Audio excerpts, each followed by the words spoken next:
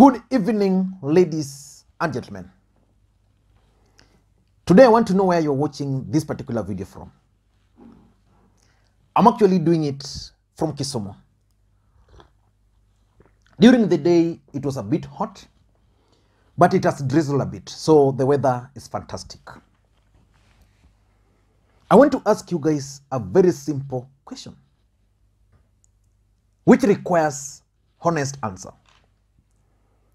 Can President Uhuru Kenyatta secure support for Raila Odinga from the larger Mont Kenya region in time for 2022 general election?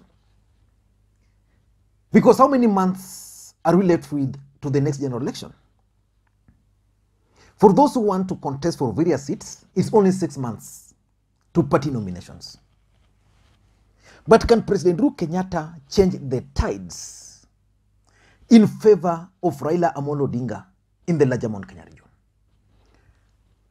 Last week, the president met with the leadership from the Meru region, and he told them to support Raila Odinga for the presidency. Kiraiti Murungi, Peter Munya, and according to sources, President Uhuru Kenyatta also warned them against Justin Muturi. Initially, personally, I believed that Justin Muturi was a project of President Uhuru Kenyatta, but I think he's moving so fast and is positioning himself to be William Ruto's running mate. And the president probably is not keen on that. On the other side, according to Raila Odinga supporters, most of them have started believing that President Uhuru Kenyatta is taking Raila Odinga for a ride. And that's why I'm asking the question, do you think President Uhuru Kenyatta can deliver Mont Kenya region to Raila Odinga ahead of 2022? And I want to make an assumption here that he's honest with his support for Raila Odinga. But before we do all those, for those who are watching this channel for the first time, please take a second to click the subscribe button.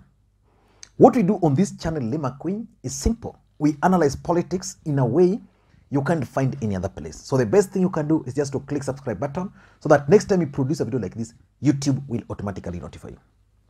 And to the subscribers, I want to continue thanking you guys for your continued support. And by the way, Edgar Obare served some tea on Wash. And many people have asked me actually to do a video on that. I'm thinking. But my friend Felix Odur Jalango was mentioned. I've known Jalango. He's a friend. And I don't think that these guys were fair to him. He's one guy I know works so hard. Maybe, but for me, I'd go with Jalango. I don't think he's in that, but that's a story for another day. Let us focus on our politics, because for us here, we do politics. Raila Odinga is going to the 2022 general election differently. We are seeing a totally different Raila Odinga. In the previous years, by now, we'd be seeing a totally different Raila Odinga on a campaign trail. Raila Odinga started hitting the ground just the other day. But again, he was slowed down, and I did a video asking who is undermining Raila Odinga. But here's some issues, 5 issues to deal with. The first issue Raila Odinga is dealing with is the running mate equation. Who will be Raila Odinga's running mate in 2022? Where is he going to come from? If I were Raila Odinga, I would go for Kalonzo Musyoka. But is Kalonzo Musyoka ready to be running mate again? Probably he will be referred to as a perennial running mate. And Ukambani might not be ready for that. That's the first thing. He has to deal with that. Mont Kenya region will also demand something. Either running mate, but I tend to believe that they'll go for Nairobi. The second thing Raila Odinga is dealing with is the NASA support. Can the former NASA principals support Raila Amolo Odinga in 2022? And if they support Raila Amolo Odinga, what remains of their political ambitions? So that's something he's dealing with. Probably I'll do a comprehensive analysis on these issues he's dealing with. The third thing Raila Odinga is dealing with, which is major, is the fatigue of his supporters.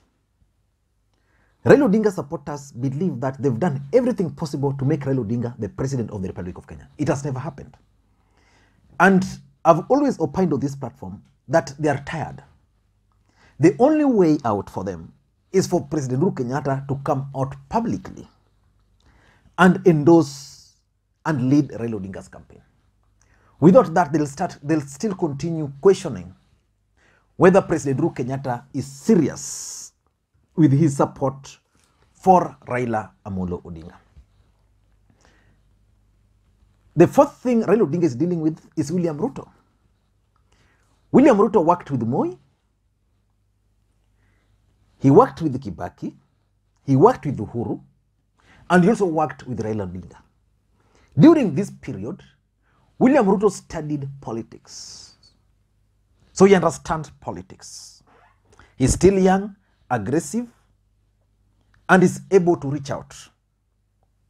Raila Odinga currently is not the Raila Odinga of 10 years ago. Age has caught up with him.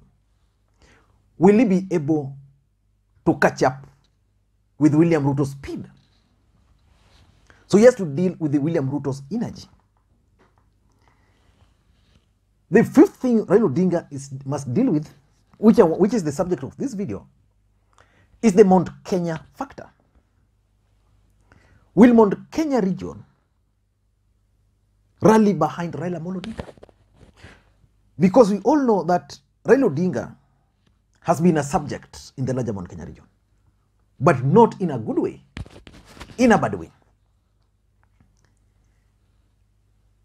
All the negative energy, negative propaganda for the last 20 years has been on Raila Amolo Odinga, to an extent that there are people from the larger Mont Kenya region who will be voting for the first time in their lives. But what they've been told since they were born is how Raila Amolo Odinga is a bad man. But 2022 politics will be determined by the people of the larger Mont Kenya region, because for the first time they'll not have a credible candidate. Though I'm not ruling out possibility of them producing a credible candidate. So Raila Odinga has that Mont Kenya factor lingering over his head. And that's why I ask the question, can President Uhuru Kenyatta deliver the larger Mont Kenya region to Raila Amolo Odinga? If you ask me, yes. But the answer can also be no. The answer can be no if the president is not keen on Raila Amolo Odinga presidency. But if President Uhuru Kenyatta is keen on Raila Odinga's presidency, then the answer is yes. Because the advantage Raila Odinga has over the other presidential candidates is that he's contested for the presidency severally. But during all these times, he has never banked on the support of the larger Mount Kenya region. In fact, his votes have always been stolen in that region, deflated, while the opponents inflated. So he's starting from an advantaged position, unlike William Ruto, who is fully banking on the larger Mount Kenya region. Because you remove Mount Kenya region from Ruto, he's nobody. Unlike Mudavadi, who is praying that President Uhuru Kenyatta or the power that be from the larger Mount Kenya region will endorse him. Raila Odinga doesn't have that. So President Uhuru Kenyatta can work with a number or a percentage, let's say 40%. And if he has to work with that kind of number, I strongly believe President Uhuru Kenyatta can do it. And this is how he can do it. Number one, he can use the divide and rule tactics. Mount Kenya region have always voted as a block. From the Kibaki, Matiba era, when they were voting for Kibaki and Matiba, it was a block. Either Matiba getting blocked from this region, from this section, Kibaki getting the same. So they've always voted as a block.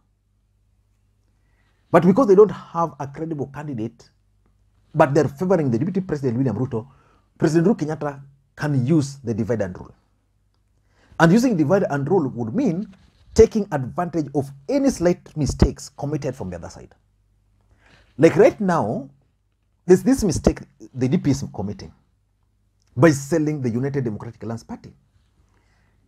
He's leaving out Moses Kuria, is leaving out Kiunjuri. So these guys are keen on advancing their own political parties. So President Uhuru Kenyatta can actually use such kind of weaknesses to divide the votes from the larger Mount Kenya region. Because like what Moses Kuria said the other day about William Ruto not being a Marubaine. You know, Marubaine is what is used to treat almost all diseases.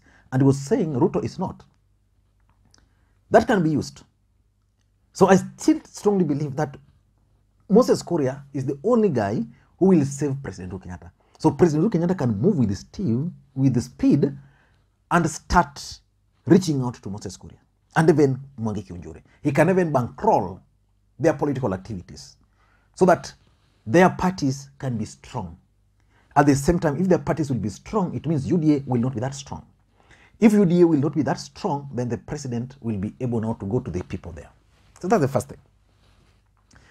Number two, which I also think is something the president must do, is that President Uhuru Kenyatta must start taking Raila Odinga to the ground. He must take Raila Odinga's campaign as if it were his own political campaign. If President Uhuru Kenyatta is going to endorse Raila Odinga, and Raila Odinga is not going to win the larger Mount Kenya region, then there's no need for that support, even if Raila Odinga were to win the presidency.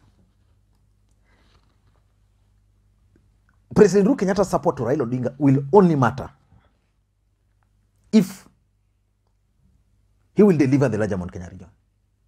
And I'm told they are planning either Limuru 2 or another Sagana. I'll be keenly following the events at that Sagana meeting. Because President Uhuru Kenyatta has actually failed to even rally the support of members of parliament from his own region. And these members of parliament are also saying that let the president start. The president is nowhere. They're saying let the president start. So the president must take personal initiative to lead that campaign. The third thing he must do is to start reaching out to other leaders. If the members of parliament are not comfortable being identified with Raila Odinga, he can start by reaching out to the church. When Raila Odinga was in Muranga over the weekend, there was that pastor who preached. And that pastor confessed that he has been Raila Odinga's supporter for a long time. There are several of them. There are several pastors who can be talked to start talking about Raila Odinga in church, because William Ruto managed to go to churches in that region to convince them. He can use the elders, the Kikuyu elders, to start shaping the opinions. He can use the youth. And the only advantage I'm seeing is that majority of youths from the larger Kikuyu nation have started embracing Raila Odinga. There are certain individuals I never thought would support Raila Odinga, but I'm seeing them supporting. So the president can take advantage of people like Ohome Puku, Fota Nyuki, you know, people like Pauline Joroge, people like my friend Lea Tanji, you know, several of them I'm seeing have started embracing Raila Odinga. In fact, they're churning out graphics, they're churning out messages, they're churning out very interesting thing. And I remember my friend Kevin Doso was asking me that, you know, probably our Raila Odinga has not even reached out to these people, but they are doing fantastic job, which anybody can do. So the president can use those youths. Number 4 is Mount Kenya political interest. What is Mount Kenya political interest in 2022 and after 2022? William Ruto is saying he's going to take care of the interests of the larger Mount Kenya region. They can trust him. But how? Rigathi Gachagua, who is likely to be the point person of the DP, is saying that for them, they're not negotiating for power. They're negotiating for the economy. The most important thing in politics is power. How can the people of the larger Mount Kenya region benefit from Raila Odinga's presidency compared to William Ruto? That's something the president must start telling the people of the larger Mount Kenya region, because he's the president of the Republic of Kenya. And lastly, is President Uhuru Kenyatta's legacy. In fact, one of the biggest challenges the president has is his legacy. William Ruto has made the people of the larger Mount Kenya region believe that the president has failed. When Raila Odinga was in Murang'a, I remember he was telling them about some road there, which is development. But there's a gap which was created when President Uhuru Kenyatta fired Itumbi. And everybody is in agreement that Dennis Itumbi was actually doing a good job for the president. Sometimes, whether true or not, he was able to communicate. And people would believe that the president was doing a fantastic job. When he left and he joined Ruto, and Ruto started talking of the president failing and him succeeding, Itumbi managed to pass that information. What stops President Uhuru Kenyatta, for example, from reaching out to Dennis Itumbi?